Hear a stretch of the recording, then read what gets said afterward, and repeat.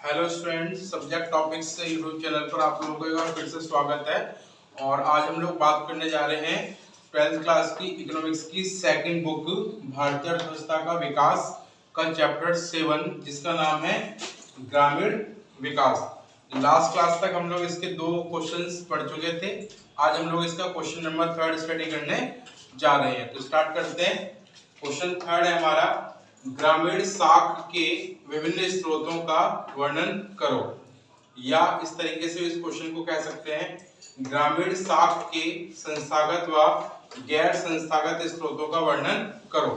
यानी कि इस क्वेश्चन में आपसे वह ये पूछने की कोशिश कर रहा है एग्जामिनर कि ग्रामीण स्तर पे जो लोगों को उधार उपलब्ध कराया जाता है धन, वो किन किन लोगों के माध्यम से कराया जाता है, यानी कि वो कौन कौन से स्रोत है।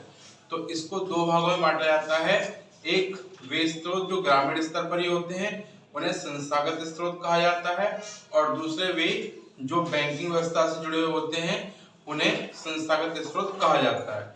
इस कारण से इसको 2 भागों में डिवाइड करके पूछ सकते हैं कि ग्रामीण क्षेत्र में संस्थागत व गैर संस्थागत वित्त स्रोतों का वर्णन करो। तो जानते हैं इसका आंसर नंबर 3 है, ग्रामीण स्तर पर साख की पूर्ति का कार्य 2 स्तर पर किया जाता है। पहला गैर संस्थागत स्तर पर और दूसरा संस्थागत स्तर पर। तो फर्स्ट पॉइंट है गैर संस्थागत स्रोत। ये स्रोत प्राय ग्रामीण स्तर पर ही उपलब्ध होते हैं तथा किसानों की ऋण की अधिकांश जरूरतें इन्हीं स्रोतों द्वारा पूरी कराई जाती हैं। ये प्राय अल्पकालिक साख प्रदान करते हैं व अधिक ब्याज वसूलते हैं। ये लोग प्राय भूस्वामी, गांव के व्यापारी व महाजन आदि होते हैं।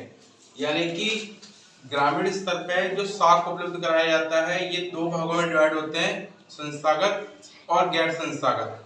गैर संस्थागत स्रोत में वे लोग आते हैं जो गांव के अंदर ही संपत्तिशाली लोग होते हैं, जैसे महाजन, व्यापारी या गांव में रहने वाला साहूकार, जो कि किसानों के मांगने पर उन्हें अल्पकालीन ऋण उपलब्ध कराता है, लेकिन इनकी ब्याज दर ज्यादा होती है। और भारत में 97% जो ग्रामीण स्तर पर साख है, वो इन्हीं स्रोतों के द्वारा पूरा कराया जाता है। एंड सेकंड बनता है आपका संस्थागत स्रोत। बी पॉइंट है संस्थागत स्रोत। इसके अंतर्गत सरकार, सहकारी समितियां, व्यापारिक या वाणिज्य बैंक तथा क्षेत्रीय ग्रामीण बैंक आदि सम्मिलित किए जाते हैं, जो प्राय सस्ती ब्याज दर पर मध्यकालीन व दीर्घकालीन साख किसानों को उपलब्ध कराते हैं। इनका वर्णन निम्न है।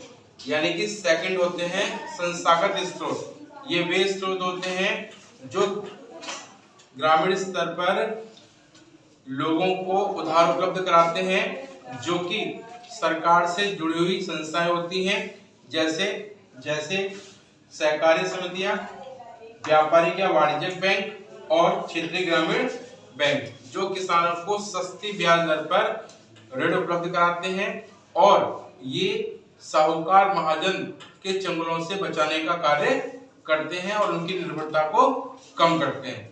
इस तरीके से किसानों को इन संस्थाओं के माध्यम से ज्यादा उधार देने का कार्य किया जाता है, जिससे किसानों की आवश्यकताएं पूरी हों और उन्हें साहूकारों के अधीन न रहना पड़े।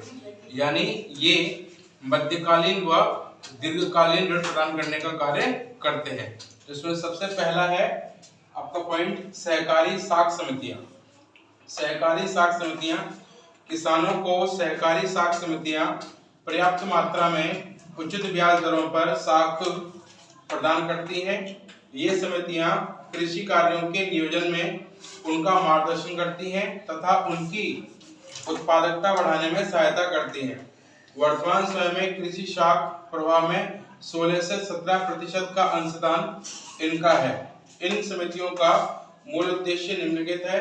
पहला, किसानों को समय पर व शीघ्र साख सुनिश्चित करना। बी, साख एजेंसी के रूप में महाजन के प्रभाव को धीरे धीरे समाप्त करना। एंड पॉइंट सी, देश के सभी क्षेत्रों में साख सुविधाएं फैलाना। यानी कि संस्थागत स्रोतों में सबसे पहला पॉइंट है सहकारी साख समितियां, जो ग्रामीण स्तर पर किसानों को ऋण उपलब्ध कराती हैं। साथ ही साथ में किसानों को कृषि कार्य के नियोजन में उनका मार्गदर्शन भी करती हैं, यानी कृषि कार्य कैसे किया जाए ताकि किसानों को ज्यादा लाभ हो। साथ ही साथ में उनको ऋण प्रवाह करने का काम भी करती हैं। और इनका मुख्य जो उद्देश्य है वो है किसानों को जल्दी ऋण प्राप्त हो, किसानों को महाजन के चंगुल से बचाया जाए और देश के सभी भागों में साख सुविधाएं कृषि सहकारी समितियों के माध्यम से प्रदान की जाएगी। एंड इसका सेकंड पॉइंट होगा हमारा व्यापारिक या वाणिज्यिक बैंक। तो इसके बारे में भी चर्चा करते हैं। सेकंड पॉइंट है हमारा B, state bank of India तथा अन्य व्यापारिक bank. State bank of India की स्थापना सन 1955 में हुई थी। सरकार को महसूस हुआ कि ग्रामीण साख की आवश्यकता को केवल सहकारी साख समितियां ही पूरा नहीं कर सकती, अतः साख देने हेतु व्यापारिक बैंकों को महत्वपूर्ण भूमिका निभानी थी। अतः 1969 में व्यापारिक बैंकों का राष्ट्रीयकरण करने का यह एक प्रमुख कारण था कि राष्ट्रीयकृत व्यापारिक बैंक किसानों को प्रत्यक्ष रूप से तथा सहकारी समितियों द्वारा अप्रत्यक्ष रूप से साख उपलब्ध कराएंगे। यानी कि सबसे पहले सहकारी साख समितियों का गठन किया गया जिसका कार्य ग्रामीण स्तर पर लोगों को साख उपलब्ध कराना था। लेकिन क्योंकि साख समितियां सभी किसानों को ऋण उपलब्ध नहीं करा पा रही थी, इस कारण से इस कमी को सरकार ने महसूस किया और इस कमी को ध्यान में रखते हुए देश में अन्य जो व्यापारिक बैंकें थी जिन्हें वाणिज्यिक बैंक भी कहा जाता है, सरकार के द्वारा वर्ष 1969 में उनका राष्ट्रीयकरण किया गया। राष्ट्रीयकरण मतलब सरकार ने उनको अपने अधीन कर लिया और इसके बाद उन व्यापारिक बैंकों को भी ग्रामीण क्षेत्र में कृषि साख देने के कार्य में लगा दिया गया ताकि वो साख समितियों के कार्य को पूरा कर सके।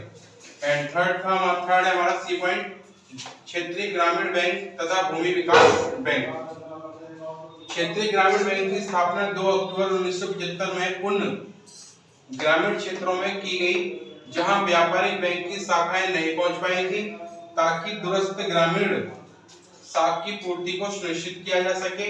ये बैंक अपना कार्य जिला स्तर पर स्थानीय स्टाफ की सहायता से संपन्न करते हैं। यानी इसका यह अर्थ हुआ कि जिन क्षेत्रों में अभी व्यापारिक बैंकें नहीं पहुंच पाई थी वहां पर क्षेत्रीय ग्रामीण बैंकों की स्थापना की गई। ये वो दूरस्थ क्षेत्र थे जहां पर अभी व्यापारिक बैंकों की किसी प्रकार की कोई शाखाएं नहीं थी।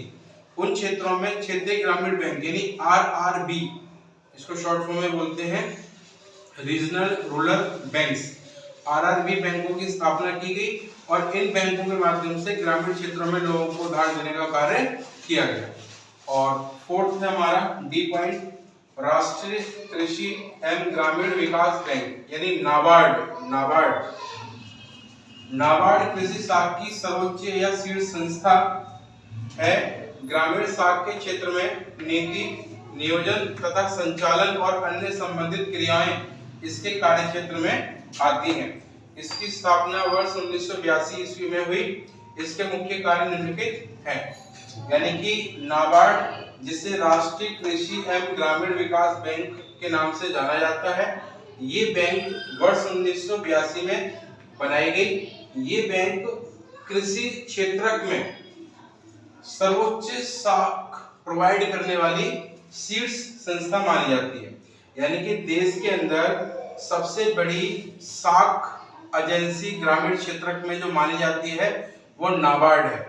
नाबार्ड के द्वारा नीति निर्माण, नियोजन करना, संचालन करना नीतियों का और अन्य संबंधित क्रियाएं इसके कार्य क्षेत्र में आती है।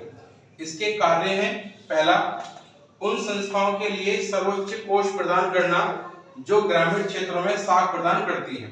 यानी कि ये संस्था कभी भी डायरेक्ट कार्य नहीं करती बल्कि उन संस्थाओं को सहायता यानी आर्थिक सहायता प्रोवाइड करती है या धन प्रोवाइड करती है जो संस्थाएं ग्रामीण क्षेत्र में ऋण उपलब्ध कराती हैं ग्रामीण साख के रूप में। एंड सेकंड काम है इसका, साख प्रदान करने वाली प्रणाली में सुधार के लिए उचित उपायों को अपनाना व कर्मचारियों को प्रशिक्षण देना। यानी कि ग्रामीण साख को देने में अगर किसी प्रकार की कुछ समस्याएं आ रही हैं तो उन समस्याओं का समाधान कैसे होगा उसके उपाय बताना और जो कर्मचारी ग्रामीण क्षेत्र में कार्य कर रहे हैं साख देने का, उनको समय समय पे प्रशिक्षण प्रोवाइड कराना देना, जिससे कि वो सही तरीके से कार्य को कर सके। ये भी कार्य नाबार्ड का ही है। एंड तीसरा है थर्ड, सभी साख संस्थाओं की ग्रामीण वित्त क्रियाओं को समन्वित करना तथा नीति निर्माण से संबंधित राष्ट्रीय संस्थाओं के बीच संपर्क बनाए रखना। यानी कि जितनी भी संस्थाएं ग्रामीण क्षेत्र में ऋण उपलब्ध करा रही हैं, उन सभी संस्थाओं के बीच में आपस में तालमेल स्थापित करना और उन सभी संस्थाओं के लिए एक नीति निर्माण करना, जिससे कि वह सभी संस्थाएं सही तरीके से ग्रामीण स्तर पर साख देने का कार्य कर सके। तो ये सभी प्रकार के महत्वपूर्ण कार्य जो हैं वो नाबार्ड के द्वारा किए जाते हैं। तो इस प्रकार से ग्रामीण क्षेत्र में नाबार्ड कृषि विकास हेतु ऋण उपलब्ध कराने की शीर्ष संस्था या एजेंसी मानी जाती है। तो ये था हमारा क्वेश्चन थर्ड, जो ये बताता है कि ग्रामीण क्षेत्र में साख यानी ऋण उपलब्ध कराने के कौन कौन से क्षेत्रक हैं, यानी संस्थागत क्षेत्रक और गैर संस्थागत क्षेत्रक, और ये किस तरीके से अपना ऋण प्रोवाइड कराने का कार्य करते हैं। संस्थागत क्षेत्रक ने गैर संस्थागत स्रोतों पर किसानों का जो निर्भरता थी उसको कम कर दिया है और किसान महाजन और साहूकारों के चंगुल से अब बाहर निकल करके आने लगे हैं और अब संस्थागत स्रोत जो है उनका जो दायरा है वो ग्रामीण क्षेत्र में बढ़ने लगा है। इस प्रकार से हम ये कह सकते हैं कि संस्थागत स्रोतों के माध्यम से कृषि क्षेत्र का विकास भी हो रहा है, कृषकों का जो महाजनों के द्वारा शोषण किया जा रहा था उसको भी रोका जा रहा है और ग्रामीण क्षेत्र में गैर संस्थागत स्रोत या अनौपचारिक क्षेत्र के जो स्रोत थे ऋण लेने के वो भी कम हो गए हैं संस्थागत या औपचारिक क्षेत्र के कारण से। तो ये हमने क्वेश्चन नंबर थर्ड के अंदर स्टडी किया। क्वेश्चन थोड़ा लंबा है लेकिन काफी महत्वपूर्ण है एग्जाम के दृष्टिकोण से, इसलिए मैंने आपको इसको पूरा डिटेल करके समझाया है। ये क्वेश्चन या तो आपसे डायरेक्टली कंप्लीट पूछा जाएगा 6 मार्क्स में या 4 मार्क्स में, या फिर ये क्वेश्चन आपसे कुछ स्टेप वाइज पूछा जाएगा, जैसे नाबार्ड किस तरीके से काम करती है, क्या करती है, ग्रामीण साख समितियां किस तरीके से कार्य करती हैं, या गैर संस्थागत जो स्रोत है उस पर किसानों की डिपेंडेंसी किस तरीके से, इस प्रकार से आपसे ये क्वेश्चन पूछा जाएगा। तो आप इस क्वेश्चन को बहुत ही अच्छी तरीके से पढ़ें, समझें और वीडियो को 2 से 3 बार वॉच करें ताकि ये क्वेश्चन आपको अच्छी तरीके से समझ में आ जाए। और उसके बाद आप इसको आंसर राइटिंग जरूरी करके देखें ताकि आपको अच्छी तरीके से इसको लिखना भी आ जाए। और अगर आपको कोई डाउट है तो आप मुझे कमेंट करके पूछ सकते हैं इस क्वेश्चन में जो भी आपको डाउट लगे वो। एंड मिलते हैं हम लोग नेक्स्ट वीडियो में और बात करेंगे नेक्स्ट क्वेश्चन की। तब तक के लिए थैंक यू और आप लोग लगातार प्रयास करें और लगातार स्टडी करते रहें। Thank you guys.